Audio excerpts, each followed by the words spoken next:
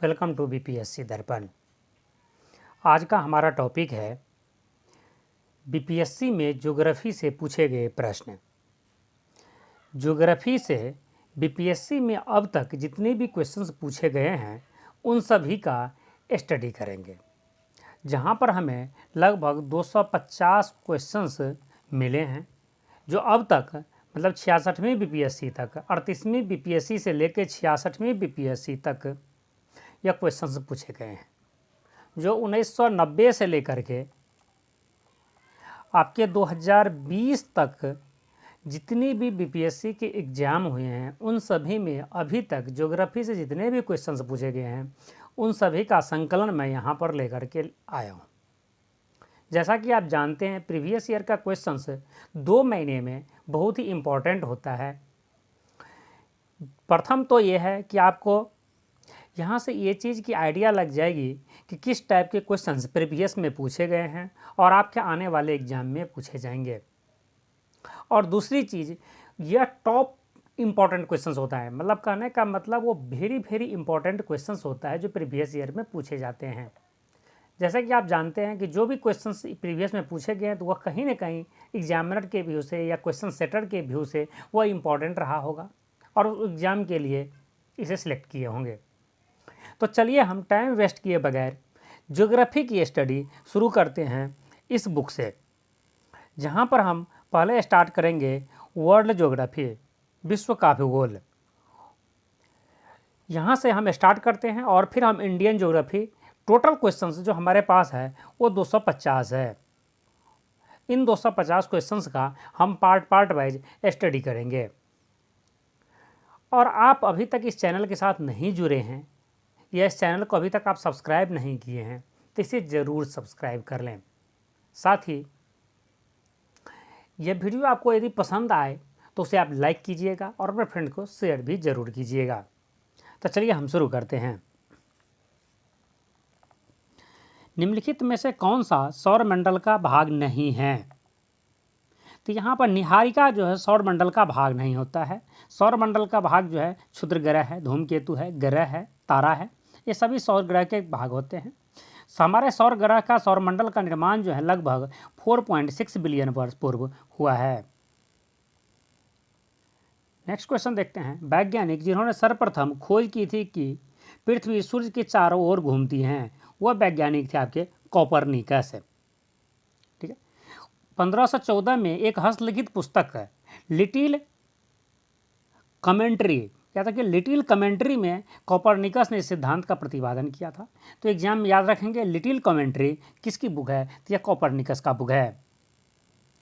Next question है, हमारी आकाशगंगा के केंद्र की परिक्रमा करने में सूर्य को समय लगता है। तो सूर्य को 25 करोड़ वर्ष लगता है हमारा आकाशगंगा का के केंद्र में उसे अपनी परिक्रमा पूरा करने में।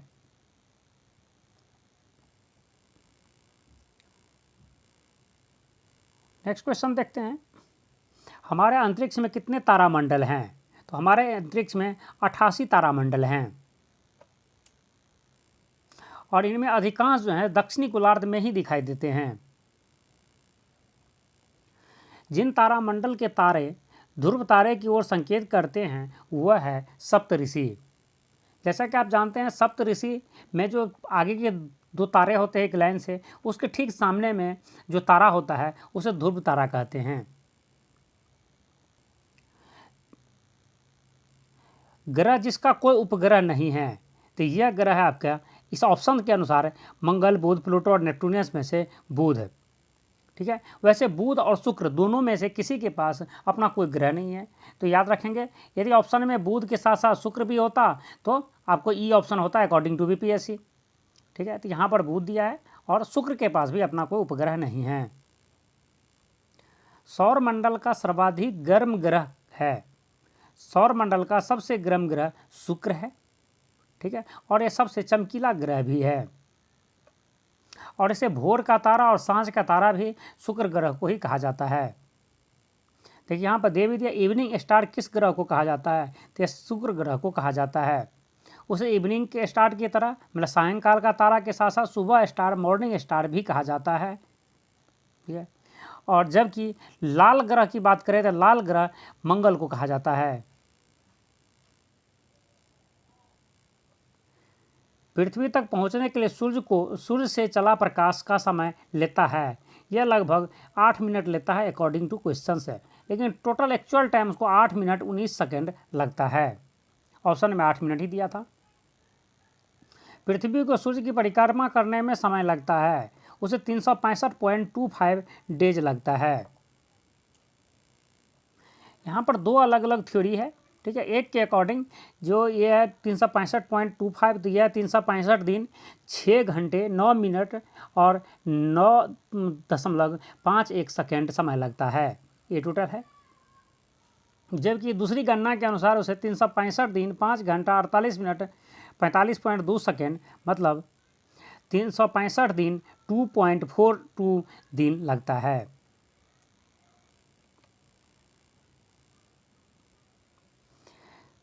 पृथ्वी परिक्रमण करती हुई प्रति मिनट करीब करीब कितनी दूरी तय करती हैं?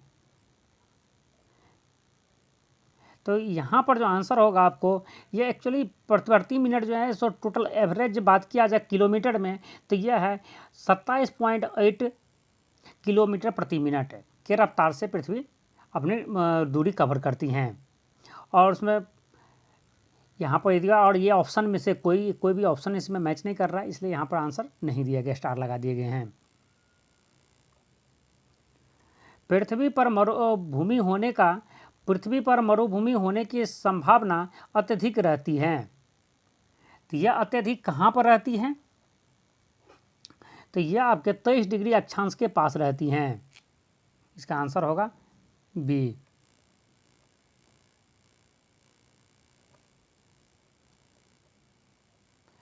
सौरमंडल का सबसे बड़ा ग्रह यह बृहस्पति है, आप पहले से भी जानते होंगे, देख सकते हैं। बृहस्पति का व्यास जो है 1,42,984 किलोमीटर है। इस तरह बृहस्पति के बाद शनि है, फिर अरुण है, फिर वरुण है, फिर पृथ्वी है। पृथ्वी आपका 5वां सबसे बड़ा ग्रह है यदि इसकी साइज की बात की जाए तो। शनि सूर्य के चारों ओर एक चक्कर लगाने में लेता है, तो यह 29.5 ईयर लेता है।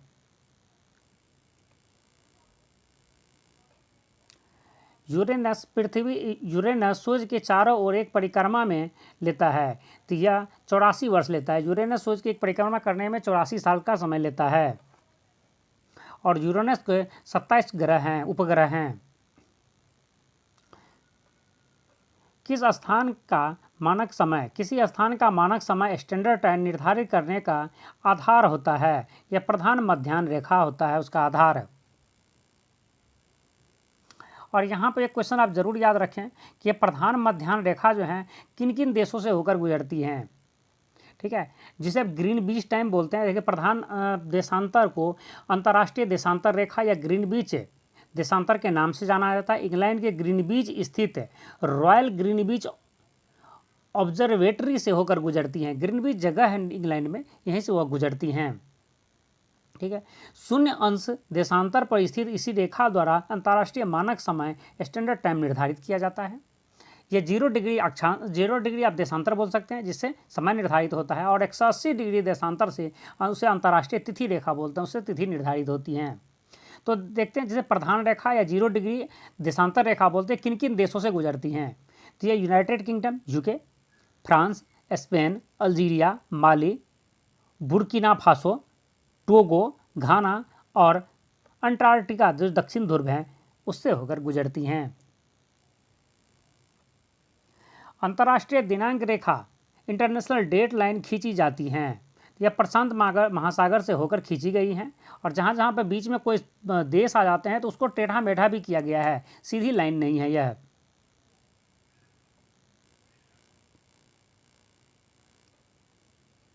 निम्नलिखित में से कौन महाद्वीप क्षेत्रफल के अनुसार सबसे बड़ा है? तो सबसे क्षेत्रफल के अनुसार जो दिए हुए महाद्वीप हैं उनमें यूरोप, उत्तरी अमेरिका, दक्षिणी अमेरिका में अफ्रीका है। यहाँ पर जो दिए हुए हैं, एक्चुअल में सबसे बड़ा महाद्वीप जो है एशिया है। यदि सिर्फ सबसे बड़ा महाद्वीप पूछे तो याद रखेंगे ये एशिया में टिक करेंगे, लेकिन ऑप्शन के अकॉर्डिंग यहाँ अफ्रीका होगा। निम्नलिखित में से किस महाद्वीप में सबसे अधिक देश हैं? अब देखिए 66वीं बीपीएससी 2020 में ही ये क्वेश्चन पूछा गया है। ये सबसे ज़्यादा देश अफ्रीका में हैं। ठीक है, महाद्वीप अफ्रीका में 54 देश हैं, यूरोप में 51 देश है, एशिया में 50 है, उत्तरी अमेरिका में 23 और दक्षिण अमेरिका में 12 कंट्री हैं। सर्वाधिक उत्तर दक्षिण अक्षांशीय लंबाई वाली सीमा वाला देश है। अब देखिए उत्तर दक्षिण अक्षांशीय लंबाई वाली देश कौन होगा? चिली है। जैसे चिली मिर्च की तरह ये सबसे लंबा है, नाम से भी है, लंबाई में वह चिली सबसे लंबी देश है। निम्नलिखित में से किस देश में सर्वाधिक द्वीप हैं? तो इंडोनेशिया के पास सर्वाधिक द्वीप हैं।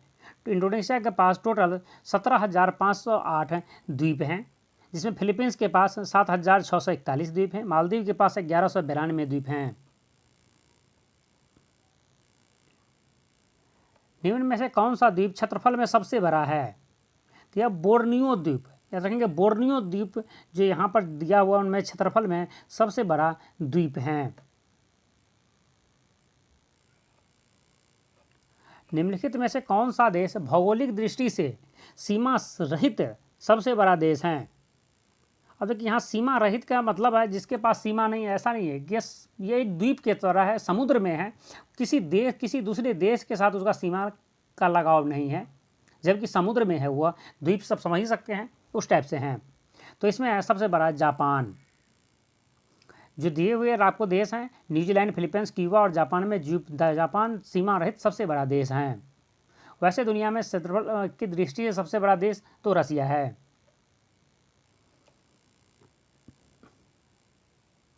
भौगोलिक क्षेत्र की दृष्टि से जापान का सबसे बड़ा द्वीप है होंगशू द्वीप, जहां पर जापान की राजधानी टोक्यो अवस्थित है, होंगशू द्वीप पर।